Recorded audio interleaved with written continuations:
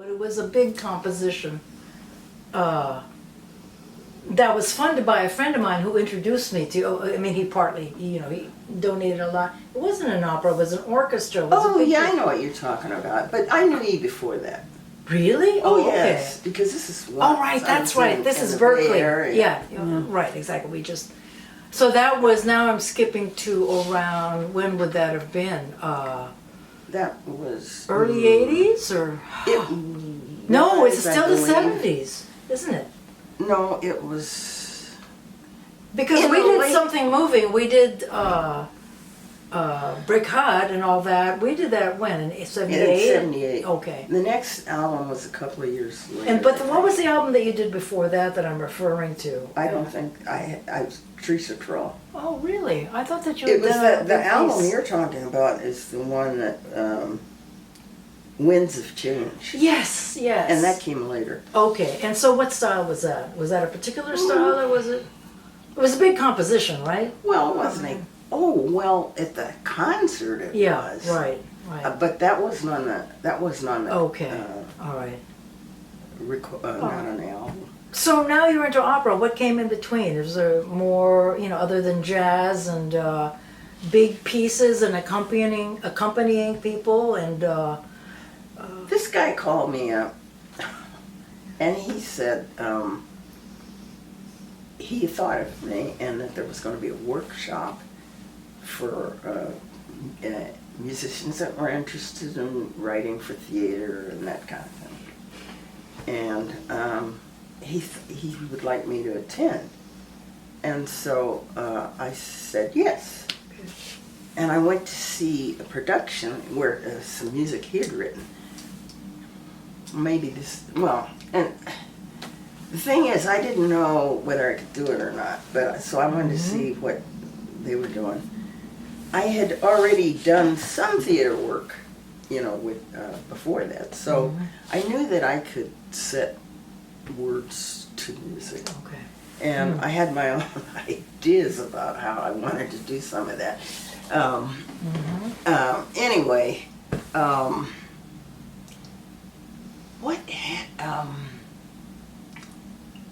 I'm trying to think exactly. Oh, in the workshop, I met this man from Minneapolis. He and his wife had a theater company there. And so this workshop was to have poets, writers, singers, and composers. And they went around the room and asked us what we would like to do that we hadn't done before. Interesting. And I don't know why I said, I think I'd like to write an opera. And he was sitting next to me, and he said he would like to write an opera. Somehow we got together, and that opera was completed, and it's probably a really long one, but it was about Clara Barton and the Red Cross. Oh my! So that was the first opera, and I found out while I was doing that I love this. Hey, I love this. You love this, okay. What year was that? It was close to 2000, I think. Yeah, close to 2000. Well, let me take us back to the 70s and your first big solo album, right? Something Moving, which I produced. Produced by June Millington. That was a lot of work. That was a heap of work because your compositions they've got to be done a certain way. And you had great players, right? Yeah. You had George Oakes on bass, who was just a kid. What was she, 19 or whatever? But She was a kid. Monster. Linda Tillery played drums. Yeah. A bunch of women sang. Linda and Vicki Randall. Gwen Avery came in and sang. Gwen. And I remember Judy Lugat, she was, of course, with Olivia, telling me, Gwen's coming, but she might be like hard to work with or whatever. And she just came in and we just had a blast. She just tore it up right away. Tore it up. She was so joyful. She loved the song. She was completely joyful. Yes, so joyful that she screamed at the end of it. and What was that song? What are the Yesterday's words? Children. Yes. Yeah, Yesterday's Children. I mean, I remember the rhythm of it. You I know? can't even remember. See, Yeah. Anyway, you wrote the song. And it was fantastic. And then we did Brick Hut, which was about the Dee place. Dee Dee Dickerson. Oh my She did it. gosh. She had a great voice, I thought. Oh my Beautiful gosh. voice, Yeah, and we had a rehearsal at your apartment. Vicki Randall, Linda Tillery, Yumi, and Dee Dee, and I have a cassette of that somewhere, and all we did was laugh. Is that the time? Were you there when that guy next door opened his? That must have window? been. And he said what? He opened the. This guy opened his window, and yelled at us and said, "Knock it off!" And Stop having fun. And his teeth fell out. I'm not kidding. He said, "Knock it off!"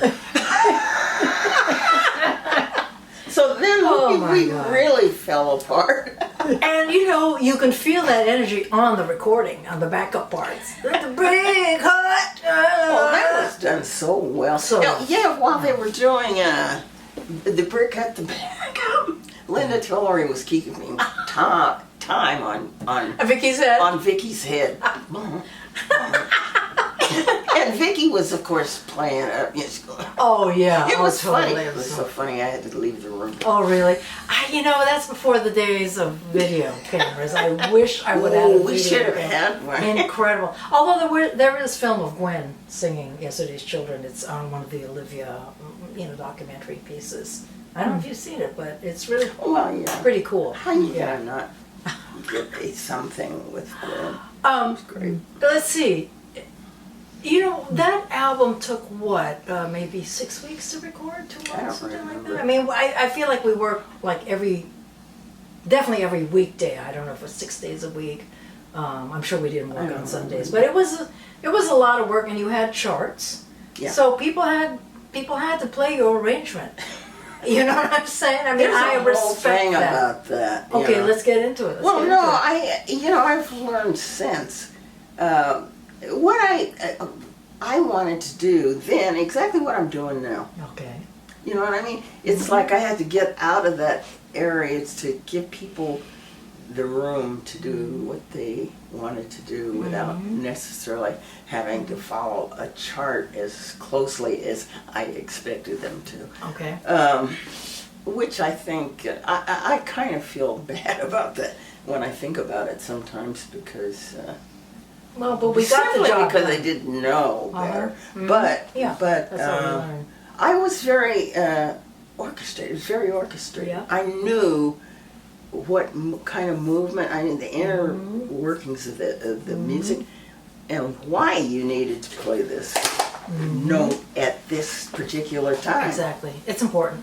It is Yeah. important. Yeah. And it depends on what the line is on top. Yeah. You know that. I can tell from, the way your music goes. Well, I learned a lot producing your album, of course, because I was listening to everything, and we were making decisions together. Yeah. And you also wanted to sing, and we're Did both shy. Yeah. So you were shy to Sang sing. beautifully. You sang your soul out. You sang your heart out. Well, you know. with what I had, yeah. Yeah, exactly. So, I mean, I really feel like I learned a lot during that album. And after that album, I produced Holly Near's Fire in the Rain, which a lot of people know. It's, I think, one of her biggest selling albums, if not the biggest. It was I liked that album. Yeah, yeah. Probably my favorite. And I hired you to do the arrangements. And there's a story that I want to tell in particular, because this is an important story to me. I called you up and you agreed that you would do the arrangements. I forget, 3 or 6 songs, And I said, well, let's get together so I can, give you the basics, and you can just get.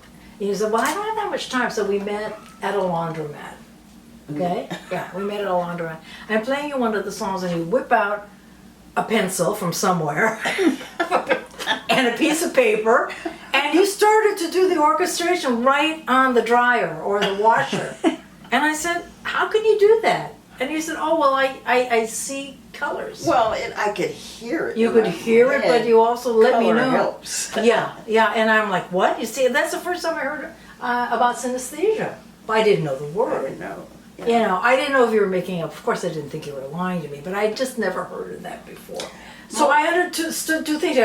Do you have perfect pitch or you have relative Yeah, pitch? I did. I think now I have relative pitch. I had Okay. perfect pitch at that time. Okay, and the synesthesia thing, I was like, oh my God. I mean, you just got going immediately because you heard it. I could hear it. That's how I wrote that that.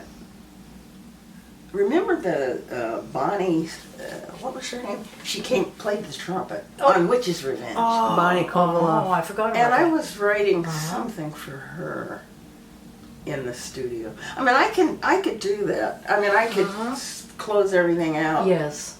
But it's hearing even more than Right. color at that point. Mm-hmm. You know, colors. Yeah. So it comes into your head and you just simply hear it. I mean, that's what happens. And I can still do that.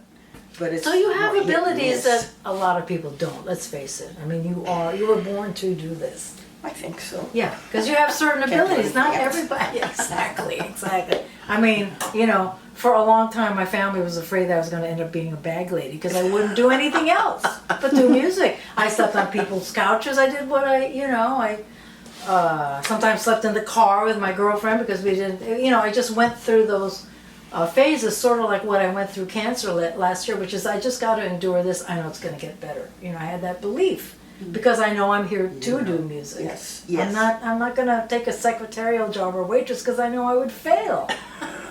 I would not be able to do those linear. I've actually done that stuff, but Have you? I'm not last on a job very long. Yeah. So there we were doing the Holly Near album, and you walked in with charts, and it was. I mean, every note was perfect. We didn't have to change a thing. I mean, not that we thought, Mary's coming in. We'll probably need to, have our Bring your erasers out. pencils. Yeah, no, have your eraser. That's usually what any time somebody brings in a fresh chart. Yeah. The musicians they know to have their pencils. I don't think that ever happened with you. I mean, there might have been a mistake in the notation, but in terms of what you wrote, I don't think we I changed don't remember anything. that there was any problem No. at all. Right. So it was perfect. And, I'm so glad that personally I had you to call on because who else was I going to call to do this? I didn't know anybody else who could do that. I mean, I'm sure there were a lot of men, but I didn't know them, number one. And I wouldn't have trusted them the way I trusted you, which was an implicit trust. Because I know that what you hear is the right thing. Because you're given that, essentially from above. And I think we kind of talk that same language. That there's a transmission that's given to us. When I watched you do that first concert I saw you do, and then I watched you, I thought, this woman loves music and she will follow it over the cliff. I've gone over the cliff a few times. That's No, for but sure. I could see that you had this love for music, yeah. and that's what it takes, Yeah, first of yeah, all. Yeah. Um, And I trust where it leads, even though I've had so many hard times and I feel like I've been so misunderstood. I mean, first of all, as we were talking about earlier today, I'm deaf in my left ear. And I don't actually have equilibrium on that side. And all my major injuries have actually happened on the left, which is kind of interesting. But nobody knew I was deaf. So it was never discussed. I didn't know until I was 13 and we moved to Sacramento. So my brain wired itself differently because it had to accommodate neural pathways that would work for one side accommodation. Right. I don't know what that means. I don't know what that is, but I know I live it. And I know it's different from other people because people have been telling me all my life that I'm weary. And that, felt not They so say great. you're weird. Oh, my How? family even. Oh, A lot of- well, of course. Well, yeah, and friends. I mean, and There's something wrong with it. Yeah.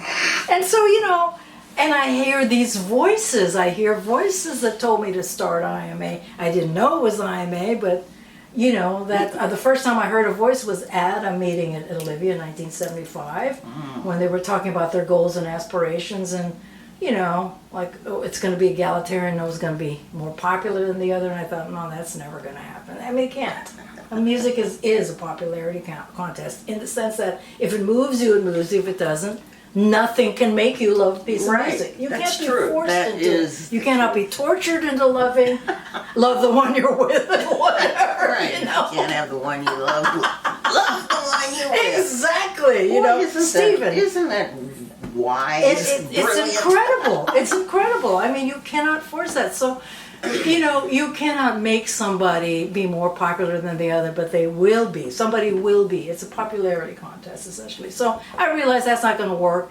And then I heard this voice that said, yeah, but who's going to take care of all the younger ones coming and, you know, in the future? I heard the voice in 75, and then 85, I'm living with Ann at Hampshire College, and I hear more voices, and they're coming in my dreams. And I went to San Francisco to do a gig. I'm hanging out with Angela Davis, and I'm telling her about these voices. Right? I'm sure she's Yes, going to understand. ooh. Yeah, she did understand. And then she said, "Well, get going." And I'm like, "What? I can't possibly. I'm not an organizer. I don't do that." But then she said, "They're talking to you." Bam, bing, blam. You know, it just opened the light. They're talking to me, right? So I got it. She said, "Well, get going." So I told Ann about, you know, these voices, and I didn't know then that Ann actually had an idea about starting an alternative She educational. wanted to do that. You were a little. Would you like to join us and That's talk a little about that? preordained. That's okay. Yes, exactly right. So, so then we got going on this crazy plan, and that's why, partly why it means so much to me that you were the first. It was hard to get it going. It was hard to get the first grant. It was hard to move into that space in Bodega, IMA West. But once we did, and we called you and said, "Would you do a concert?" You said, "Yeah, right away." And so that means a lot to me because you understood immediately. And I'll tell you, the black poets, especially also, Audre Lorde, Pat Parker. Pat Parker. You know, there were June certain Jordan. June Jordan, yeah. Oh gosh, yeah. They totally understood. They all said yes right away. You know, and June Jordan came up from San Francisco to talk to us and say, how important this is. You know, I want to be with you. I want to help you and all that. And you said yes right away. Audre Lorde was on the East Coast, wasn't Well, we she? met her when we were living at Hampshire. Oh, I see. She was with my mentor, Gloria Joseph. Mm. Gloria you know and Audrey. Gloria Joseph? Yeah, because Gloria was on the board while I you were think on I the board. remember yes, her. yes, Yeah, right. she was on the board while you were on Yeah. the board. Yeah. So, you know, there's been a lot of strong women who have lent themselves to this crazy idea of IMA, which a lot of people said, you know, I don't think you can do it. You know, like Rhiannon said, I don't think you can do it, but if you get it going, call me and I'll be there for you. And that's exactly what she did. Yeah, she was. showed up for us. So there are a lot of amazing women and amazing circumstances and happenstances that happened to make IMA, to turn IMA from basically this huge no to sitting in our barn with the 2 recording studios, performance space. We own 25 acres, a house. It's a yes. It's a yes. You know, and music is what made that. Music and our passion Your to passion. share what, you know, what else is there? You know, we share through our music. That's our first knowing. This is Right? This is how we connect, Yeah. and this is how we recognize our oneness. Mm-hmm. Right. You know, and it just, you don't have to think about it or ask what it is. You feel it. You know it. Yeah. It's really quite incredible. And, you know, I feel so lucky that I'm able to feel it come through me. Like when a song is happening and I start to get an idea that there is a song, there's something, you know, I feel it come up the back of my neck. And I realize, oh, something's happening. And then it happens through me, and then I get to perform it or I get to relive it, you know, all that kind of stuff. And I feel so not just blessed, but energized by what comes through me, the Sure. messages and the type of you know, the groove. You feel expanded, don't Yeah, you? yeah, You feel like- absolutely. yeah, yeah. And there are messages that are given to us through music.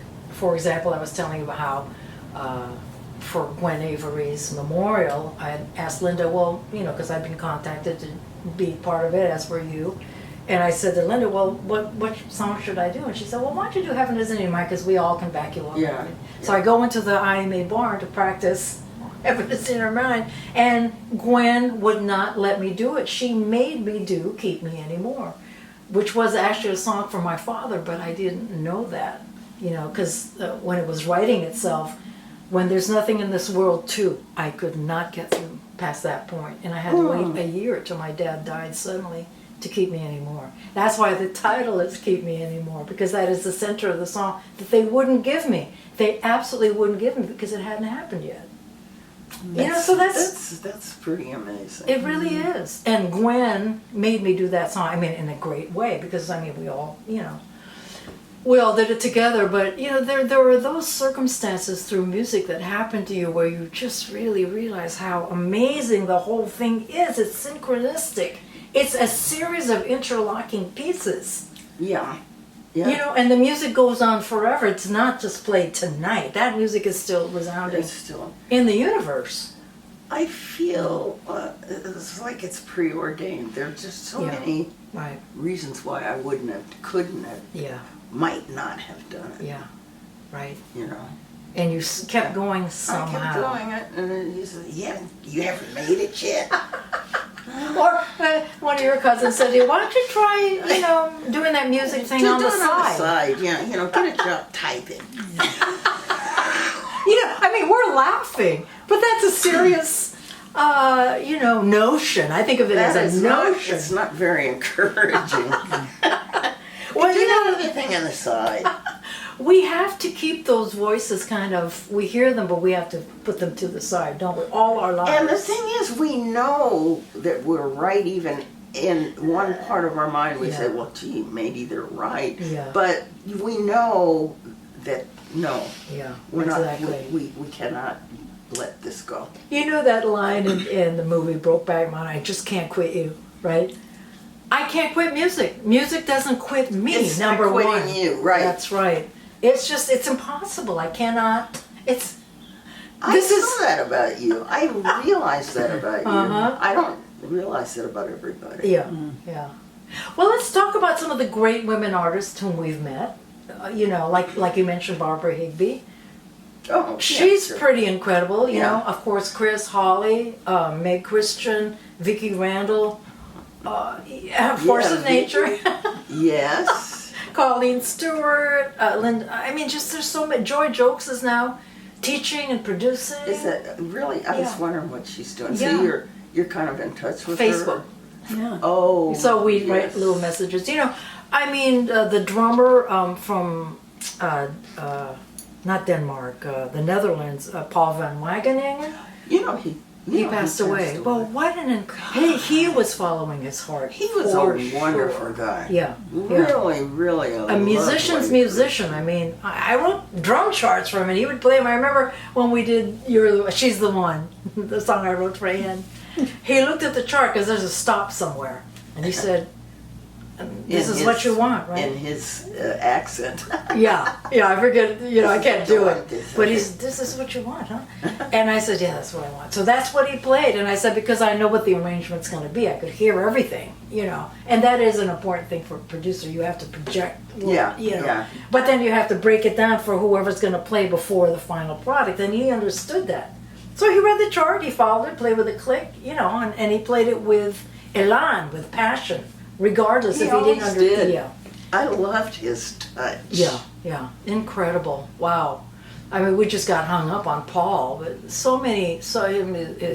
his brother, the bass player, Mark van Wageningen. Yeah, so many. Mark. Well, okay. That's another time. But we know. Right. We've had the fortune to play with so many great people. It was wonderful. They were great, and it was very diverse. Yeah. That's what I loved about it. It was women, men, Asian, African American, white. It was all And it worked, and we loved each other. Yeah, I just remembered Teresa Trull. She can sing anything. The guitar player who played with her, Nina Gerber. Nina Gerber. What a musician! Great player. You know her, right? I know, yeah. I know Oh, you know all of her, yeah. Just so many great players, and so many of them gathered in the Bay Area. I mean, that was such a rich area for us to have our first IMA place just 1 hour north of San Francisco. It was the time. Yeah, right. Really. Oh, I mean, Mango. Was it Wild Mango? Michelle Mango Gerlitz, Jam. Mango Jam. I mean, Yeah. all these bands. Yeah. Some of them were all women. Jacqueline Rago, Jacqueline Rago, and Erica Luckett. Erica Luckett. God bless her soul. What a great Rhiannon. I mean, wonderful all person. alive. Yeah. All of them. I mean, we had the good fortune to not only meet but to interact with them. Yeah. And it's certainly an IMA because we had so many people come and do workshops and do performances and question and answer periods. It was pretty fascinating. I mean, Margie Adam came and so did Maria Muldaur. Chris Trett. It just goes on and on. Kay Nancy Gardner. Vogel. Kay Gardner. Yeah. Kay Gardner. Kay Gardner. Oh. Now that is a special. We can just stop loved right Kay. there. Yeah, let's just stop right there. She could do. We did an album together. Did you know that? Right. And it was all improvised. We just started. I didn't know It was that. the whole What was it called? Amazing. What? What? Dancing Souls. Wow. Oh, I didn't know that. That's the Dancing perfect. Souls. That's the perfect. At the creamery, at the old creamery in Bodega, there was a creamery cat who actually belonged to the people at the other Eugene, side we of the talked building. Yeah, We talked about her. and we thought that. But when Kay played, she played an ocarina, and Eugene jumped from wherever I think was he, right? He was, and just sat at her feet and just Really? gazed up in rapture. Yeah. The ocarina, he understood the ocarina. Yeah. And he understood you because you were giving a lesson. A jazz workshop. Jazz She was doing workshop, and improv you were workshop. you were suggesting a couple of notes, and she couldn't quite get it, and you said it again, and then you turned away, and Eugene jumped on the piano and played. He said, "Here, listen." And you said, "Yeah, This that's is it." You turned around, it was Eugene in perfect time. I mean, who does that happen to? Come on. I mean, we have had some incredible experiences. Farron is another person who came in, and she came to play a concert, and she never left. Essentially, she realized, "Oh, right, I'm home." That place was magical. Yes, IMA West. It really Yeah, was. it had been a Remember creamery. that? I used to love to go there. Oh, Yes. absolutely. And I remember the first time Linda did a solo gig there, Linda Tillery, and we had just gotten turned on to Udu by Janelle Burdell, the percussionist drummer. And so Oh, yeah. Janelle had the Udu. I think she hit it a couple of times, and not Mary. Linda said, "Oh, wait, you have to stop. That's so powerful, it's making me dizzy." That was an incredible moment for me to actually witness and see the power of the Udu, and that it spoke directly to Linda in such a way that I feel like she actually played Udu in another lifetime, and it was hitting her and causing her to, Haven't you ever thought that you played in another life? Oh, you were a musician in absolutely. another life. Oh. I'm pretty sure I was. Yeah. No, multiple lifetimes. The way that I feel about rhythm and percussion is I feel very African, so I'm pretty sure I Well, was you could have, yeah. I mean, there's so many instruments that I resonate with. I mean, especially electric guitar. Oh, guitar. The first time I heard guitar was just about to turn 13. And did you ever hear this story? I don't think I. Okay, so I was in Assumption College in the 7th grade in Manila. Yeah. Assumption College is where all my mom's women relatives went. College? It's called Assumption College, but it was, different grades. And it was run by nuns. And Mother Milagros was, she was so strict. I've only met Did one. you grow up Catholic? Yes. Ah, Raised Catholic. that's right. Now you know why, I know. And towards the end of that school year, for some reason, it was, I guess, because it was getting towards the end of the school year, she was sitting on her dais, you know, above us, and there she was, and you never could move or do anything, speak or anything. But I heard this sound coming down the hall, and the hall was a veranda, open air veranda. It's to my left, so that's my deaf ear. I heard it.